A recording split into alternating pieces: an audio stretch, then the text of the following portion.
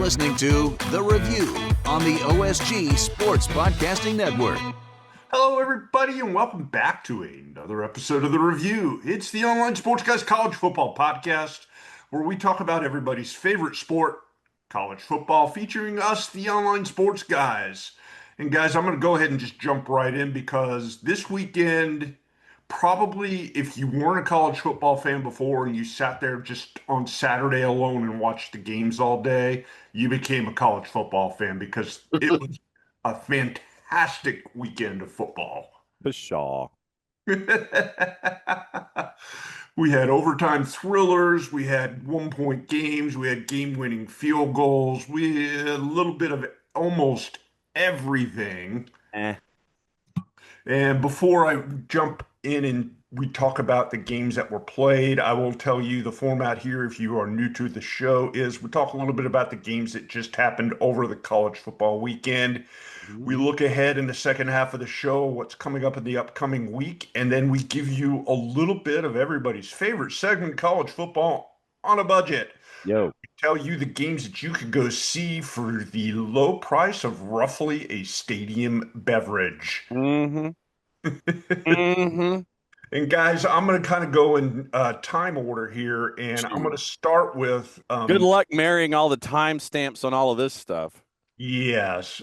I don't want to go too deep into Thursday's action in the ACC. North Carolina State 34, Wake Forest 24 in a game that was pretty interesting. A good game from North Carolina State, who moves to 3-0 in the ACC. Yeah. However, we'll get to the teams that probably matter just a little bit more in the ACC here in a moment. Syracuse. Yeah, Syracuse had a good game on Friday. They played Colgate. Why did you go? I didn't go, but I've arranged to get some footage from the Yes. from down on the field. Yes, That's going to be sent to me. Yes. And the game we speak of, the Orange brushed away the toothbrush team of Colgate 66-24. Brings a new meaning to word cavities, right? Yes, indeed. Oof. Not much really to say about that game other than it was an impressive offensive performance by the Qs. It was Colgate. Come on. I mean, seriously. Yeah, we had a few of those games over the course of the weekend. The other game really of note on Friday, besides the late one. Yes, besides Arizona going to 3-0 with a win over Kansas State, who is fading fast, is the late game at the Rose Bowl as New Mexico moves to 2-1 on the season with a 35-10 tromping of UCLA. Sly, hit it. UCLA is officially one of the worst teams in the Big Ten, and I'm still trying to get adjusted to that saying. Or dare we say college football? College football. Yeah, this cemented it. I mean, I don't know. It's too bad they can't get the number 1 overall pick next year, but that's where they're trending, unfortunately for them. Yeah. So the buyout on Deshaun Foster, I think December 1st, is in and around $9.1 million. For most schools, that would be pocket change. For UCLA, that might be a bit of a struggle. I mean, on two fronts, when you get exposed the way that UCLA was on social media, someone went into and I want to say, like the 200 section or the 300 section up toward the top, and took an end zone shot of the 237 people that were at the Rose Bowl watching. And it was bad. And then our dear friends at Reddit CFB decided to make a post during that game that UCLA had made inquiries about transferring into the Big Sky Conference. The Big Sky Conference responded on the 280-character app and said, no, thank you. Yeah. All, of course, in the spirit of jocularity and jokes. And look, when the Big Sky Conference calls you out and says no thanks, And the Southland Conference in the line of responses basically goes like this. Best of luck. What does that say about the hallowed halls of Ucklaw right now? Yes, and we should also note that the buyout for Deshaun Foster is pretty close to about what they paid Nico Iamaleava. I am Aliava. God bless you. Yes, That guy. to portal from Tennessee out to Los Oh, Angeles. Tennessee won that trade. Yes, yes, they did, and we'll get to a little bit more on that here in just a second. Yeah, how far the mighty have fallen, I would say that changes in the air at UCLA. There are a few other coaches that might find their seat a little bit hot after this weekend, and we'll get to that as well as we move on to Saturday's game. And we might as well start with the big one. Which one? The game that got most of the attention, number 6 Georgia, number 15 Tennessee playing at Neyland Stadium in a 3:30 kickoff game in the primetime SEC slot. And guys, that was one of the best games that I have seen in a long time. Hit it, Sly. Well, it had about everything you would ever want in a college football game. It had the home team basically jump the road team, get out big. The road team with a storied recent past dominated about the next 2 quarters of the game. Got, in my opinion, too conservative playing for field goals at a certain point when they could have put the game away. Tennessee had a couple of big plays, and all of a sudden it was down to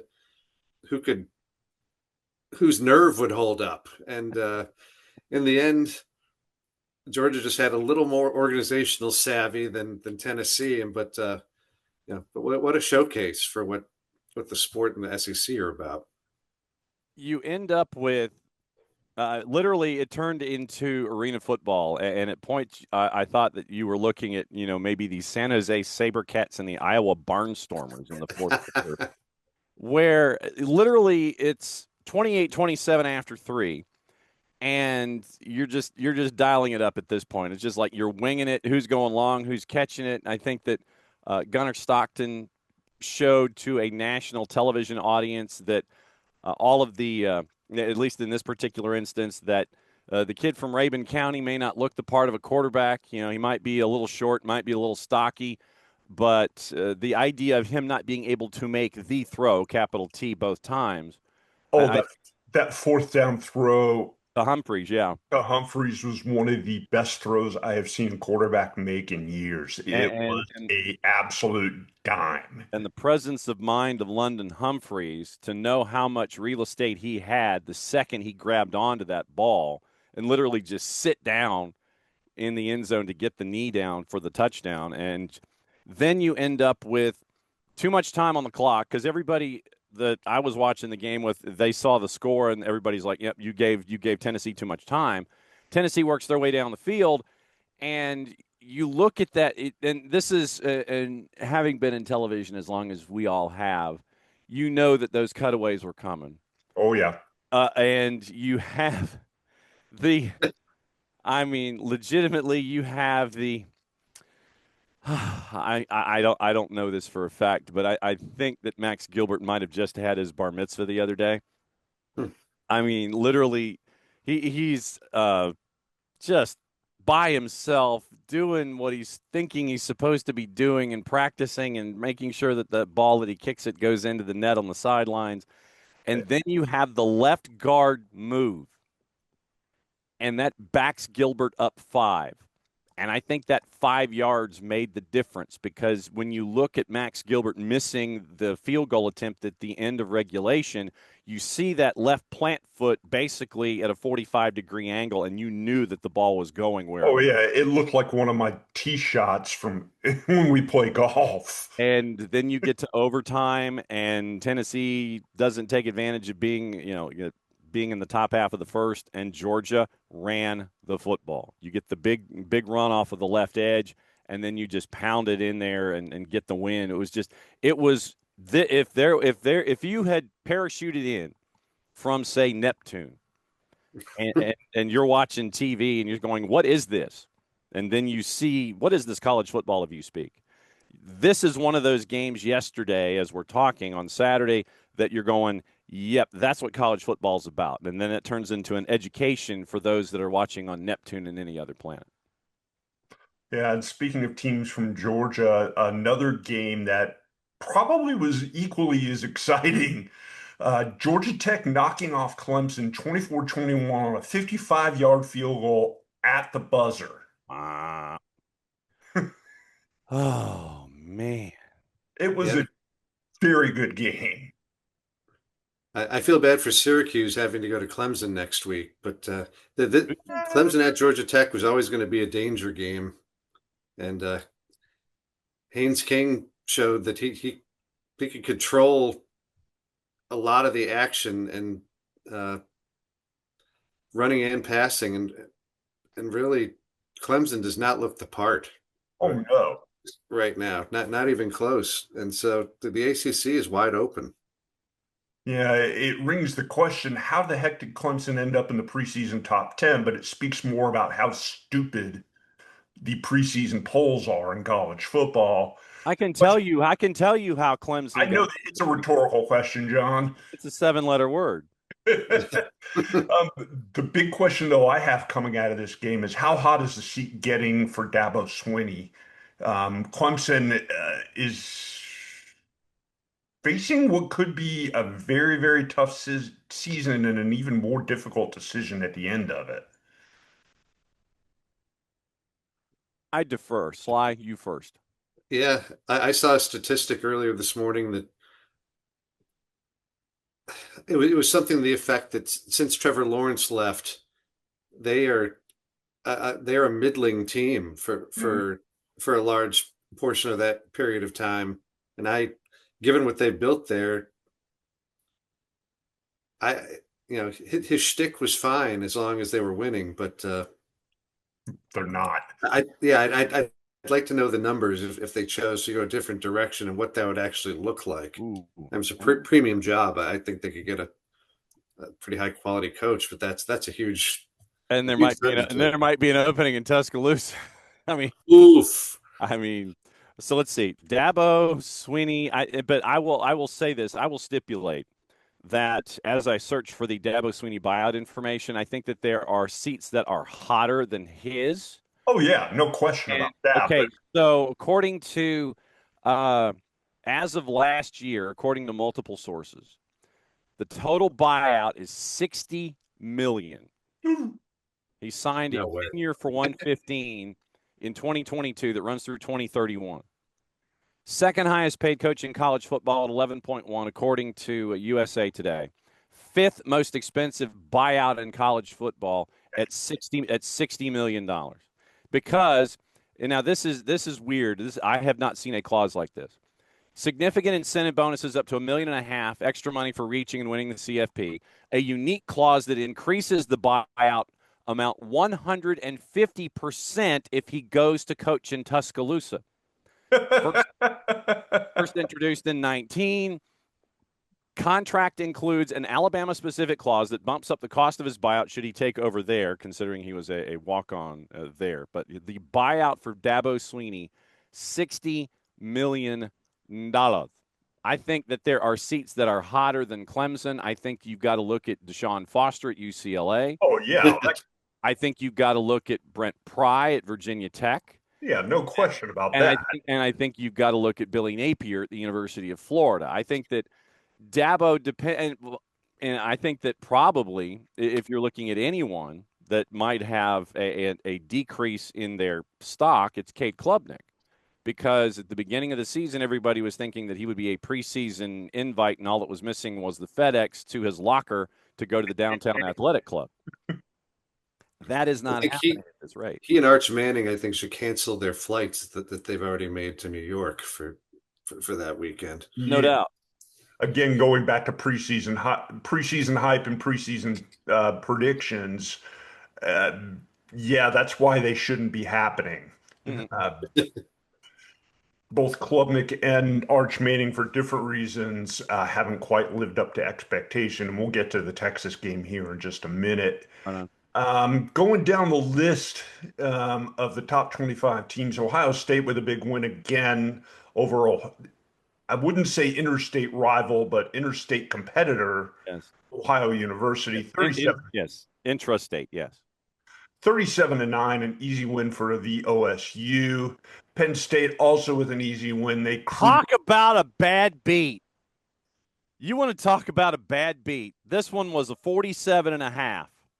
Oh. It was 52-0 in the fourth quarter. They score, meaning Villanova, on the last play of the game to make The it. announcers are not making any bones about what was going on there either. Everyone knew it. No.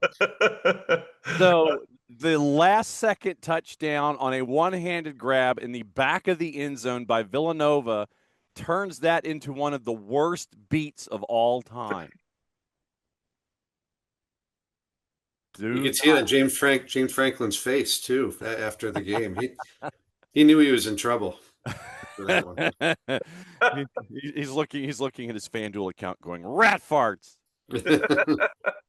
Spalding. Mm-hmm. Mm-hmm. Moving on. Oh. Good matchup last night. LSU at a floundering LSU at Florida at a floundering Floundering Florida at LSU. at LSU in Death Valley, the other Death Valley. Ended up with an LSU win and was kind of an ugly game, 20-10. Yeah. The story here, really, the LSU defense. They intercepted Florida quarterback DJ Lagway not once, not twice, not three times, but five times in this game. Some of those passes Lagway threw were pretty hideous. Does very little to cool off Billy Napier's hot seat. And what was interesting, or kind of in a way comical, at the end of the game was the Brian Kelly post-game conference. If you haven't heard it yet, I strongly recommend it. Rawr. And he had an actual point there. I will give him that because having been in more coaches post-game press conferences than I could ever count, some of the minutia questions that they get asked over the course of the game can be really frustrating to listen to when a newspaper writer asks you about why did you make this call on the second down in the middle of the third quarter when your team was down by 3 points, David ends in third and Y. 7, and why did you run this running play instead of this passing play? Game state, son. It's about game state. And Kelly proceeded to go off on the question, which wasn't exactly that question, but it was something along those lines. Guys, what are your thoughts on what he said? Well, I mean, game state dictates a lot of these, these calls. It's not something where, unless you're Bill Walsh, you're scripting your first 25. And so for those that missed, so Kelly says, LSU won the football game, won the game, exclamation point. I don't know what you want from me. What do you want? You want us to win 70-0 against Florida to keep you happy? Pause. The answer to that is yes. Yeah, and the reporter asked about the struggles in the running game, but it wasn't that LSU didn't run the ball effectively. They did. Yeah, those are ridiculous questions, and I'm getting tired of it. That football team just worked their tail off to get an SEC win, and you want to know what's wrong. Give them some respect. How about that? Instead of micro-analyzing every little thing, end quote. And Caden Durham ran 15 times for 93 yards. Granted that 51 of those yards came in one play. Yeah. But at the end of the day, yeah. At the end of the day, at the end of the day, Brian Kelly is correct. You won the game. You do what you do in that environment, in game state, to win however you are going to win. Mm-hmm. Perhaps after, in the post-game press conference, there is a way to ask a question that will lead you down that road. You can ask Brian Kelly about the missed opportunities and not converting the way that you would have liked off of the turnovers that your defense created. So there's a way to ask the question and not sit there and look like you're microanalyzing. You want to get to every coach, I'm fairly certain, they don't want to sit there and say that everything is 100% hunky-dory and ice cream sundaes after every win. And it's not the sky is falling. Oh my God! Here comes the rain, and here comes here comes your haboob after every loss. Coaches, after they win, they will focus to a certain degree on what they can improve on. Coaches, after losses, will talk to their team about what went well and build from that. So, in a situation where LSU wins to the extent that they did, there's a way to ask Brian Kelly about missed opportunities and working on that while recognizing the positive. There's a way to go about it. If it's blunt and direct, Sly, you're going to get the answer that you got from Brian Kelly, where he wants to focus on a big win and not focus on what you can ask, the idea of about building from this win and what you need to improve on. Yeah, sadly, part of the deal is these coaches are highly compensated to never be good enough, and it's I don't know if it's irresponsible or it's just incompetence by the journalists who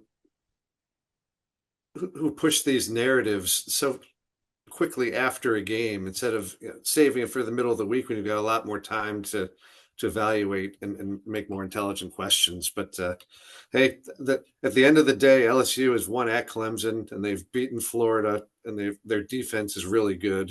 And Brian Kelly shouldn't have to apologize for any of that. No, it's the gotcha mentality that folks want these days when you're looking for that soundbite. But I think the larger question, Phil, is the 5 picks that we saw from DJ Lagway, 33 of 49, 287, 1 and 5, and a QBR of 56.2. I don't know how they get to that math, but nevertheless. This is DJ Lagway, and I had this conversation with folks on Saturday. This is DJ Lagway's second time through the batting order.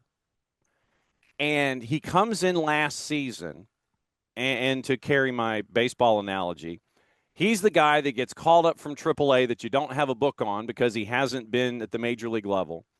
And he gives you 5 1/3 or 5 2/3. He gives up a run. He strikes out 4, leaves a couple guys on base. And those first couple of starts are great. And he's got the low ERA, might have got a couple of wins here and there. Lagway last season, because of his athletic ability, basically it was just like, look, just do what you do and wing it, and we'll go from there. And so when you've got a lot of man coverage, what are you going to do? You're going to throw the ball deep, go over the top, and trust your receivers that they're going to catch the ball. Okay, cool. That happened last year. This is Lagway's second time through the batting order. Now you've got book on him, and you're seeing a lot more zone. And what you're looking at is DJ Lagway trying to make decisions against zone defenses that he didn't face the previous year. And you're seeing what he needs to work on. Unfortunately for the fans of the University of South Georgia Gainesville campus, the low down dirty cheaters that there, it's an opportunity for the rest of the Florida schedule to sit there and take advantage of someone who hasn't seen a lot of zone defenses and is having to think on the fly. So if you get pressure on DJ Lagway and you're running a zone defense, you're forcing him into bad decisions, and you saw 5 of those against LSU. So now it's up to DJ Lagway to adjust to the adjustments and figure out where he can go from here. Yeah, and it's going to be interesting to see how that progresses. He only started in a couple of games the previous year, 2024, but was fairly effective during that time. Yeah. Couple other scores we'll blow through here really quickly. Oregon with an easy win over Northwestern, 34-14. No real big storyline out of that one. University of Miami, they played South Florida. South Florida getting some headlines for their win over Florida and their start to the season. Miami takes care of them pretty easily, 49-12. How about that night game in South Bend? Yes, we'll get to that right after we talk about Texas. Texas gets the win over UTEP in a game that was probably closer than it should have been. Yeah. 27 to 10, more heat being thrown at Arch Manning, Yeah. who is showing signs of being a guy who's only played in a couple of college football games. Um, be patient, Texas folks. Yeah, You're a funny man. yeah. Thanks for laughing. The game that John just mentioned, Texas A&M and Notre Dame. Talk about another barn burner. Uh, Marcel Reed had an absolutely huge game for Texas A&M. Wasn't the most accurate quarterback on the board this week, but he went 17 for 37, 360, and two touchdowns, including a late touchdown pass for the win. Texas A&M wins 41 to 40. Mm-hmm. Yeah, up here in central Western New York, 41 to 40 has been a pretty cool score line this week. But uh, Notre Dame, all of a sudden, I mean, they played two really good teams and lost close ones, but they've got a lot of work to do if they're going to make it back to the playoff. And what what a win for Texas A&M and for the SEC in general. One of those you can look back and at the end of the season for strength of schedule purposes and playoffs and could mean a lot. 17 to 37 for 360. 2-1 for QBR of 77.9. So basically, Texas A&M and Mike Elko is just like, all right, Marcel, wing it. And you end up getting the win there for Texas A&M. 0-2 Notre Dame. Hmm. Yeah. CJ Carr had a great day. The total offense was about 430 yards, but you couldn't stop Texas A&M at the end of the day. And I mean, Mario Craver for 7 for 207 and an 86-yard score. So we know what Texas A&M is bringing to the table. I mean, the helmet says ATM on it. So A lot went right for Notre Dame last year, and it's flipped so far. Yeah. This Yes. time around. Yes. Still 10 more chances for them to resuscitate their season, and we'll see how that goes. Illinois with a 38-0 win, John Fox. Yeah, let's hear about this. Quick thoughts on that one and a game that really wasn't as close as the score indicated. I believe it or not, that's not actually true. They played a pretty uninspired first half. They were up 10-0 at the half and stopped Western Michigan at the 1 to end the first half. So I mean, it was way closer than it should have been. They dominated the second half. Really, the purpose of this game was to get through it without incident for next week, and they did that. So as long as Xavier Scott, their best defensive back, is okay after getting dinged up late in the game, sets up a wild night game, one of the games of the day next week, which we'll get to later. 204 yards of total offense for Western Michigan in that one, 91 yards through the air. And it just, I think, now, Sly, let me ask you this. With it being only 10-0 at the break, was this just something where they meaning the Fighting Illini, basically it was just like, yeah, it's Western Michigan. We'll take care of business by the time we're done and whatever it is. It's like, yeah, it's okay. Everybody, it's like, like your mom when you got homework. It's like, so have you done your homework? No, not yet. She comes back 15 minutes later. Have you started your homework? Not yet. You start your yeah. I'll get to it. Was that kind of the thing in the second half? Yeah, but they came out and played a pretty flawless second half. They were on to Western Michigan's backup quarterback who came in and ran all over them and caused them trouble in the second quarter. Once they got that figured out, they just dominated both sides, controlled time possession, etc. So they made it through, and on to Bloomington. Ooh. Got to go through a couple of scores here really quick as we are running out of time in the first half of the show. Vanderbilt goes to 3-0 with a big win over South Carolina, 31-7. First time in many, many, many, many, many years that Vandy gets the win against South Carolina. Diego Pavia did Diego Pavia things, 18 for 25, a buck 77, two touchdown passes for the Commodores, who are likely going to be ranked this week. Yeah. Uh, Lenora Sellers had an early injury, and I think there was it was a concussion concern, and so they kept him out of the rest of the game. Luke Doty ended up getting most of the work, but you see what Lenora Sellers means to South Carolina offensively, and this was that game where it's like, okay, if we don't have him, then we've got to figure things out with Luke Doty in charge. But yeah, keep an eye on South Carolina. And obviously, don't know how far they'll drop out of the poll. But yes, to your point, Phil, I think that Vandy might pop their way into the poll, going 3-0 out of the blocks.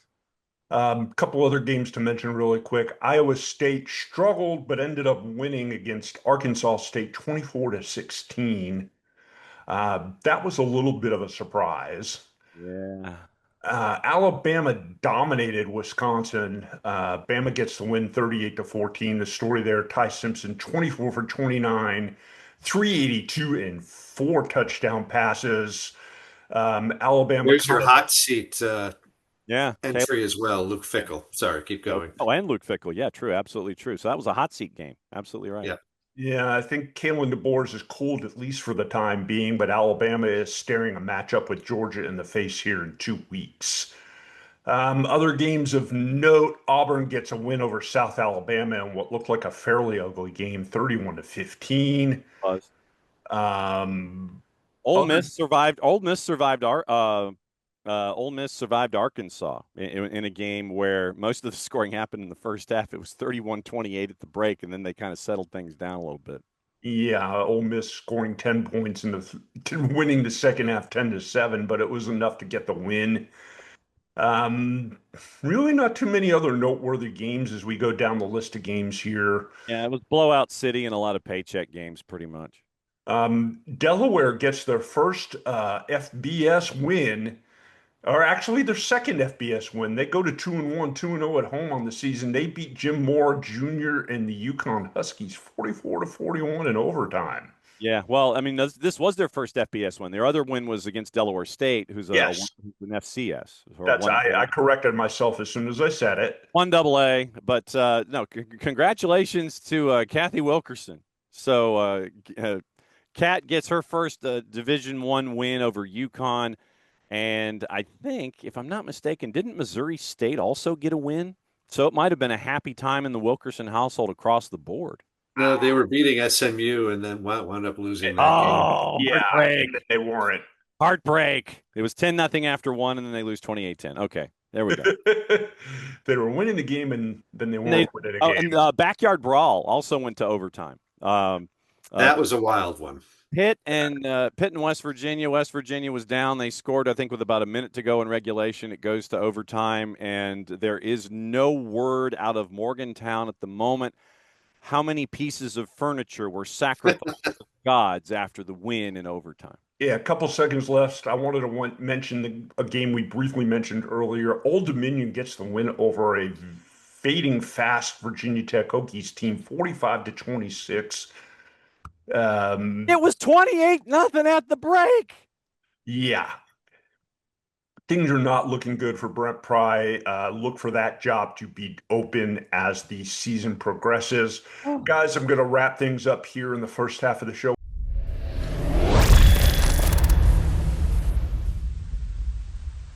Thank you for sticking around, everybody. You've made it. You cut me off, man. It's because the former show producer here is a bit rusty with his timing skill. You cut me off in the middle of my rant promoting Old Dominion Monarch football. Yes, It was indeed. 28-0 at the break in Blacksburg. Mm-hmm. That is why we have Brent Pry toward the top of the hot seat list. Yes, and that seat will be even hotter as the season goes on. Guys, we've got not quite as exciting of a slate of games ahead of us here this coming week. Bite your tongue. All games are exciting. You just have to find the reason why. Yeah, you try finding a reason to get excited about Rice and Charlotte. Because it's football on a budget. That's why. It's $6 to Yes, get into Jerry Richardson. which we will talk about here in just a few minutes. We're not even going to go into the Thursday and Friday games because there's only three of them. All the action mostly on Oh, well, Saturday. actually, you want to talk about hot seat Friday night, Tulsa and Oklahoma State at T. Boone Pickens. Gundy, hot seat. Hmm. Yes, his hot seat, long past habanero and heading towards ghost pepper. And as large as that head of lettuce that he's got on right now. The mullet cut may not survive here. Oklahoma State with their first chance to try to salvage their season as Tulsa comes into Boone Pickens Stadium. That game is 7:30 kick on ESPN. Good on you. Saturday, we'll start things off with a game we mentioned very, very, very briefly at the beginning of the show. Sly, we got Syracuse making the trip down to Death Valley in South Carolina, taking on the Clemson Tigers. Probably the last team you'd want to go and play right now in the ACC, if you're Syracuse. So I don't like their chances. Obviously, that's going to be one angry stadium, beginning to end. But I will say this: let's just say, for the sake of argument, Fran Brown and Syracuse get off to a hot start.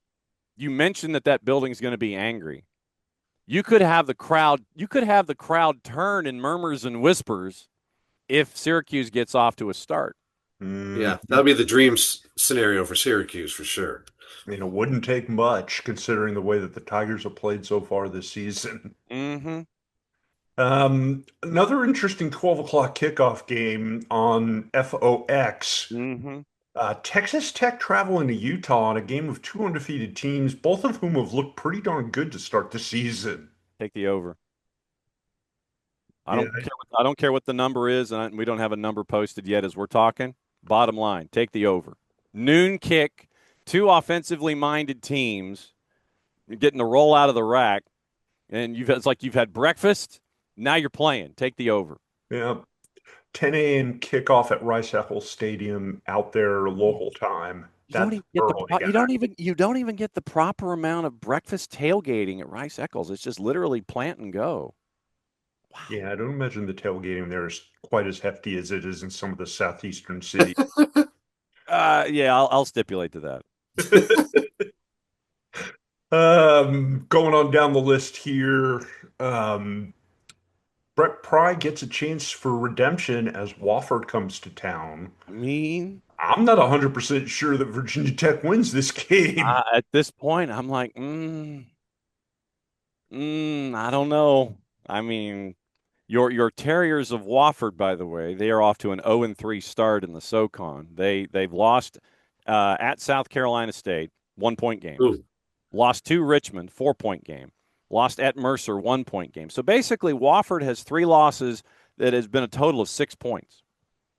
And this is their paycheck game going to Blacksburg. My guess is that they will turn this one, if they can get away with it, if Wofford can turn this one into a mucker, then they will, because we have yet to see Virginia Tech really put a whole lot of offense together. And I think if Wofford can keep the Virginia Tech offense, if they can keep the Virginia Tech offense on the field, kidding.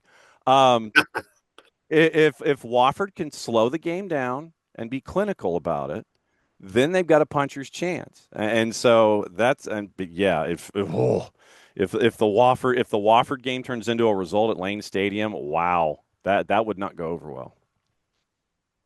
Yikes. Woo. Yikes. I want to mention this one really, really quick just because it's oddly fascinating to me.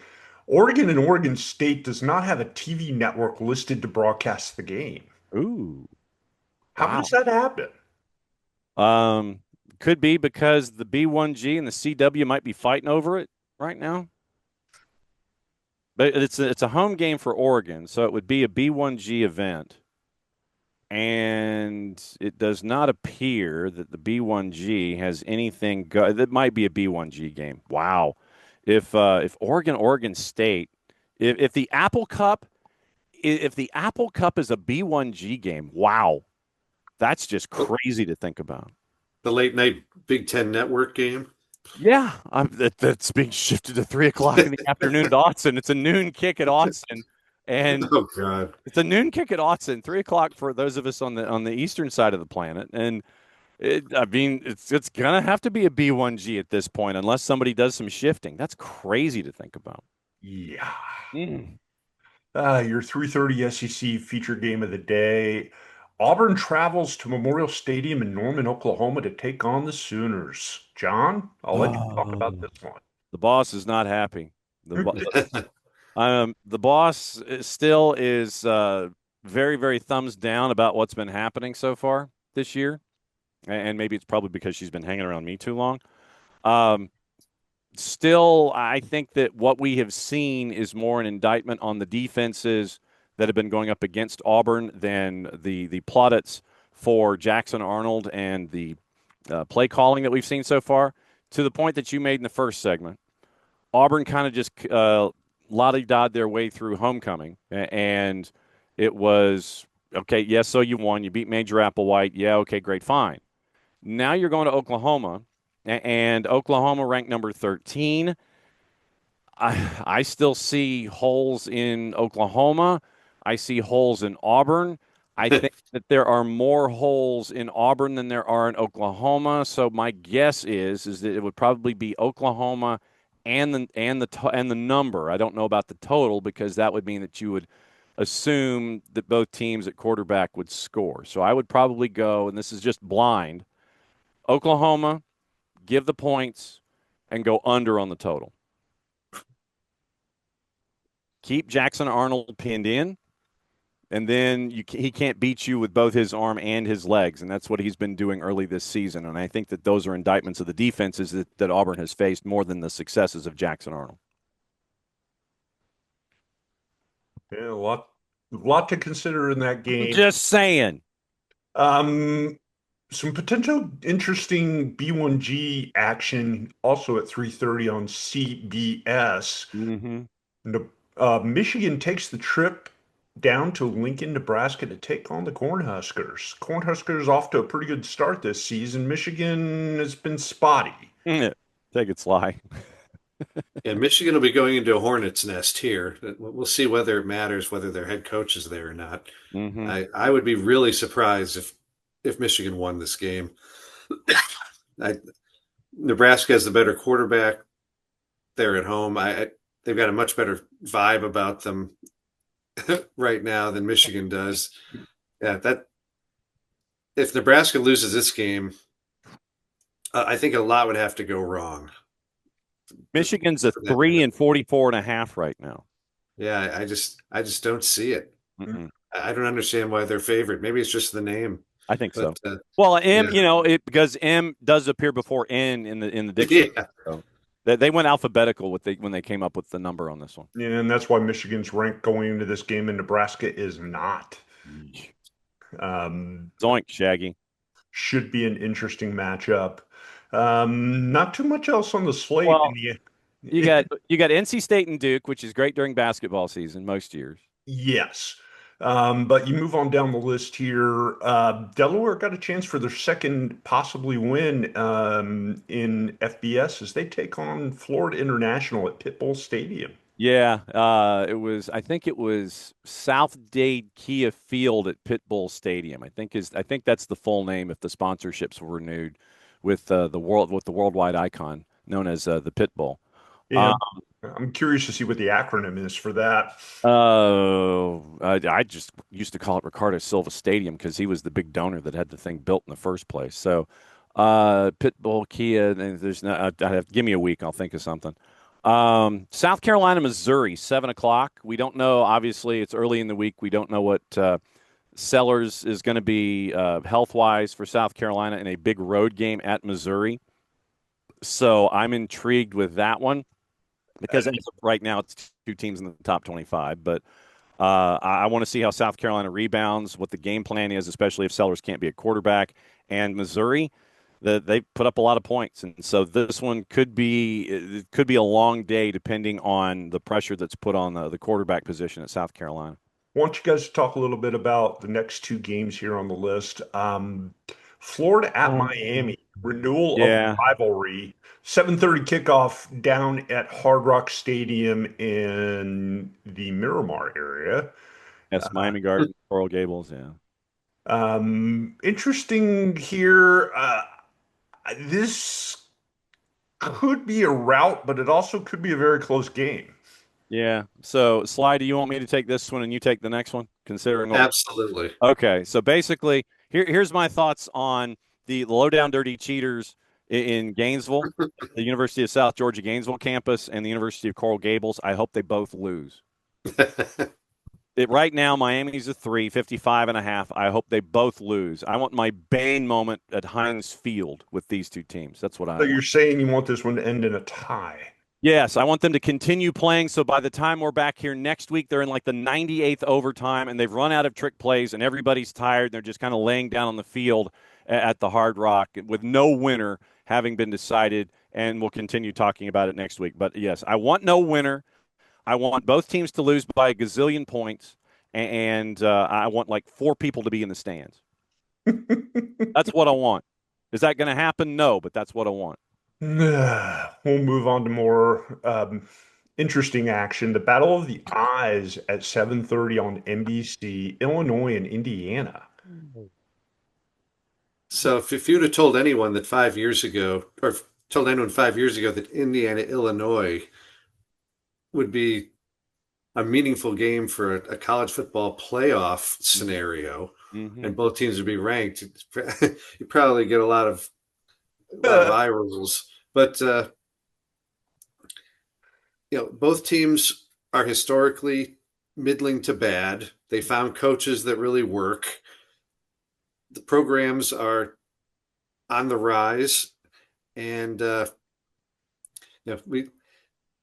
we get to see if Indiana's for real or not. Yeah, because right now they haven't played anybody. Yeah, I mean, they struggle with Old Dominion, but that doesn't look so bad considering what happened in Blacksburg yesterday. But after that, I mean, they crushed the next two teams, and they crushed a lot of teams last year that weren't very good. So Illinois has had a much tougher go of it so far, and we'll see if that matters or not, or what tricks both programs have up their sleeves for this game that they've been saving. And I think a lot's going to happen in the game. It's worth a watch for anyone out there, who, even if you have no rooting interest. I mean, there's nothing really to dislike about either team at this point. Not like Michigan or or Florida or teams like that. So I didn't get a hurrah out of you. Exactly. Yeah, it just should be a heck of a game, and both fan bases are fascinated to see what they have actually got. Be interesting to see which of those two games ends up being your game of the night. Oh, it's probably going to end up being Illinois and Indiana. It is not going to be Florida and Miami. I will tell you that. If anything, if the University of Coral Gables can continue to hammer any and all 10 penny nails that they can find into the coffin of the coaching career of the low down dirty cheaters at the University of South Georgia Gainesville campus for Billy Napier, then they're going to do it. If they have an opportunity to run up the score, they're going to do it. If they have an opportunity to take advantage of a situation and get a win, they're going to do it. So literally, I think that this is your big showcase game for Billy Napier. Okay, you're going into a hostile environment. What do you do here against a rival? And then if things go one, you look at things one way or the other. It's either a stay or don't let it hit you on the butt in the way out. I think that's probably how it goes. But yeah, I still want neither team to win. And not much else happening at night on Saturday, but a couple of games worth mentioning. One is the Apple Cup. Yeah, man. Being played out in Washington at Washington State's home campus. Washington at Washington State. Neither team really doing a whole heck of a lot early in the season. That's a 7:30 kickoff on CBS. It's in the You know it's going to be snowing there. That's the only certainty. It snows in Pullman 365. In the Palouse. Yeah. Yes, and it's only going to. This is a mid-September game, and it'll be snowing. Of course. Yeah. What you won't see is the snow machine that they will have brought over from Sky Valley or wherever from Coeur d'Alene. Literally, it'll be off. It'll be off camera, and you'll just see like the artificial snow like they have in the movies. It'll be just coming over all the lenses and everything, and everybody will be in shirt sleeves mysteriously, but you'll just see all of this snowfall happening in front of the lens there at Washington State at Martin in Pullman. So yeah, it'll be fake snow. Everyone's going to be in their shirt sleeves. It's going to be a fantastic spectacle, and take the over. Directional Louisiana school at LSU. We won't even get into that. Southeast Louisiana at LSU. Texas and Sam Houston State. Look, it's Bearcats with a K. You can't go wrong. I don't know why, but for some reason, whenever I see Sam Houston, all I can think of is former professional wrestling. Absolutely. Absolutely. The former professional wrestler by that name, Michael Sam Houston. Yeah. The former husband of Baby Doll. Absolutely true. One of the best valets in the business. And your late night. Yes, this one is always important. Always super important. Late night, 11 o'clock Eastern kickoff. Michigan State at USC. Oh, I wasn't even talking about this one being important. This is Michigan State and USC. This one ain't nothing. 11:59 kick at Clarence T.C. Ching. That's the one that's really important. That's the big one. Fresno State travels out to Hawaii to take on the 3-1 Rainbow Warriors. Hawaii's got a chance to win this game and go 4-1, guys. Yes, they do. That could easily make them one of the first bowl eligible teams with 2 more wins after this. And they'll stay at home and they'll play in the Hawaii Bowl, and we will all be better for it, because what is better on Christmas Eve than seeing a haka dance as you welcome the Hawaii Rainbows out onto the field? I say nothing on a Christmas Eve. But back to USC. I mean, they had a 3-hour lightning delay yesterday at Purdue. They didn't take the hint. They kept playing anyway. They kept playing. They won by 16 at Purdue. It's no trip east or west in that league is particularly easy. So good win there. They should win at home against Michigan State, and then they go back to the Midwest the following week at Illinois, which could be another wild one, depending on what happens in Bloomington. All I can say is I hope the players get frequent flyer miles for this. Get the miles and points. Seriously, if you're at a B1G school, miles and points. Every single one of them should be on whatever airline that they fly as frequent flyer program. Absolutely true. Lots of miles. Excuse me. Lots of miles here. Let's go on to everybody's favorite segment, college football on a budget. And guys, we don't have a whole lot of games that are going to fit into this category. Bite your tongue. For those of you watching at home, these are games that you can probably get into for the price of a beverage of your choice at said football stadium. Mm-hmm. We try to keep it for games usually under $10, but sometimes we might go a little bit past that. We'll start with Thursday night's game. We mentioned it at the very top. Rice at Charlotte at Jerry World Part 2 in Charlotte, North Carolina. That game, a $6 game, you can get in for the whole price of $6. Nope. Yeah, I'm not really sure I would want to go to that game. Nope. There are several things that I could think of that would be more fun to do other than to go to that game on a Thursday night. Correct. Moving on down the list, your next game, Bowling Green at Louisville. You're getting priced for that game in Louisville $9. I've got 8, and I've still got a thumbs down. Yep, agreed. Not drumming up a whole tough lot. Crowd. Yeah. Tough crowd here so far. Yeah, man. Yeah. Going on down here a little bit further, a 3:30 kickoff at Pedden Stadium in beautiful Athens, Ohio. Gardner-Webb at Ohio. You get in price for that game, also $6. Nope. Wow, you've got so you got it for 6. Okay, good. Still, no. I would say yes, only because Athens, Ohio is so fun. Okay. This is intel that I do not have. Yeah, I mean it's a beautiful place, and it's a known party school, so Why not? And Ohio is pretty good, so I'd say make a night of it. Okay, 1AA, FCS, noon kick, Yale Bowl, New Haven, Connecticut. Holy Cross and Yale get in price, $10. I'm in. Yale Bowl, one of the historic venues in the country. I'm in. It's an excuse to go to the Yale Bowl. I can be in on that. It probably would be even more fun to go there in the fall when the weather's a little Yes. cooler. Yes. But I get that. Yeah, I mean New Haven is still safe during the day, so I'd say yes. That's a good. I'd say that's a good game to go to, and maybe there's a show you can hit at that night somewhere in the metro area. 9 o'clock Eastern time, Stewart Stadium, Ogden, Utah, Butler, and Weber State get in price $9.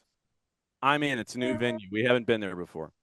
Okay. I'll say no just because the tailgating is so bad in Utah. Oh, Yeah. We didn't finish our Division One games. Couple of that are right on the fence here, affordability wise. Northern Illinois at Mississippi State. You're getting price $11 at Davis Wade Stadium, and yeah, Klanga. You figure you're in there. I'm in on the fringe at $11. I'll go ahead and say yes. Yeah, I don't know how you get from DeKalb, Illinois to Starkville, but assuming they can negotiate that, I'm in. It's a PJ. It's a PJ. You need a private jet. Yes. Actually, O'Hare is not that far from DeKalb. or puddle jumper. I just wanted to say that. True. Or a PJ puddle jumper if you you go from Chicago to Memphis and drive to Stark Vegas or something like that, or Jackson, something like that. But I think PJ would be the way to go. It's definitely doable if you are so inclined. And one last game we'll talk about before we get back to the 1AA games. Georgia State at Vanderbilt. You're in beautiful Nash Vegas. You're getting price at First Bank Stadium, the newly renovated First Bank Stadium, $13. In Diego Pavia, Del McGee, completed stadium, Nashville, early start or late start. You go to Broadway after you're done. That's a slam dunk. Plus, John and I met at Georgia State, so that's got a good vibe about that one. There you go. Yeah, a chance to see the Commodores go 4-0, as I think they will be heavily favored in this game against the Panthers. Yes, and ran into Del McGee Friday night, by the way. Got a lot of work ahead of him. And he was at a good game to go Cruton. He was at Beaufort and Douglas County, 2 top 30 teams nationally. There were a lot of folks that really did deserve looks, and I'm sure that Dell and Mike Norvell got their eyes and their notebooks all squared away. Interesting. Very interesting. What happens when you have a bye week? And by the way, that does it for FCS D2 and D3 from our early information, by the way. And not a whole lot of games to talk about for college football on a budget. Taking that as a good sign is that there's a lot of interest in some of these games. Yeah, but I mean, Dayton and Robert Morris is 14 at Joe Walton Stadium in Moon Township, Pennsylvania. Hello. Ooh. So I mean that's kind of where you are. $17 if you want to go to San Jose and see Idaho, the Fighting Taters of Idaho, and San Jose State. That's like 17. So as a rule, we probably should expand football on a budget for weeks like this to maybe 15 or 20, just to kind of see, depending on the match. Yeah, we went into a couple double-digit games. Yeah. Your most expensive ticket on the board as of right now, Florida and Miami, get in price $203 at Hard Rock Stadium. Good luck on that. That's an insurance payment for some folks. I'm like, nope, not going to happen. You can't pay me enough to go see the low-down dirty cheaters in the University of Coral Gables. Yeah, but that's you. The Fighting Uncle Nevins and the low-down dirty cheaters. You think I'm going to that game? The answer to that is hell no.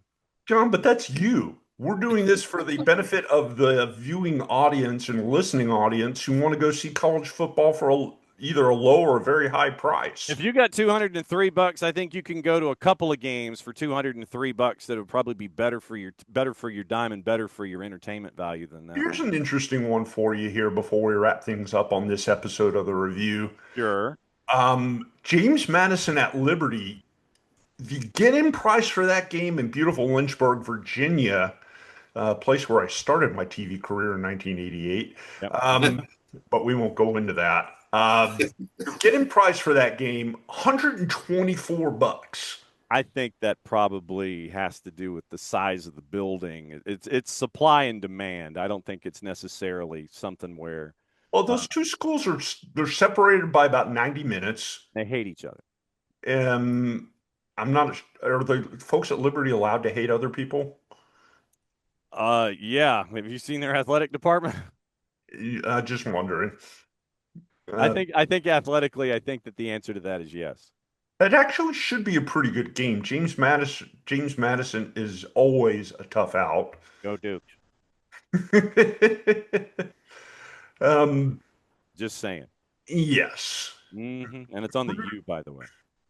There really isn't that much else here on the board that's even worth getting into. So, guys, No, I think you're in a tweener week. You're either looking at homecomings or things like that. Liberty, by the way, 1-2 in Conference USA. They beat the Maine Black Bears, by the way, but then they lose at Jacksonville State, and then they lose at Bowling Green. And Oof. yeah, and then go Dukes. James Madison. What is James Madison doing other than hanging out with Thomas Paine? Let's see. James Madison. They are 1-1. They are first in the Sun Belt East after beating Weber State and losing at Louisville. And so that's where James Madison is right now. Go Dukes. yeah, not a bad position to be in. Guys, what do you say we put a wrap on things here? We have talked long enough. Get your Scotch tape out and make a nice corner.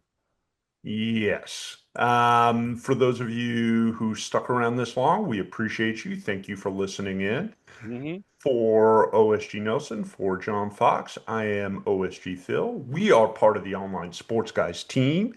Thank you for tuning in. Make sure you tune in to the College Football X featuring John and Brother Wilkie. That happens midweek. We'll Yes. talk to some of the people and places most important to the world of college football. Mm-hmm. And make sure you come back for us next week when we have another episode. So until then, have a great week, and we will see you and talk college football in just another few days. Goodbye, everybody. Please like and subscribe.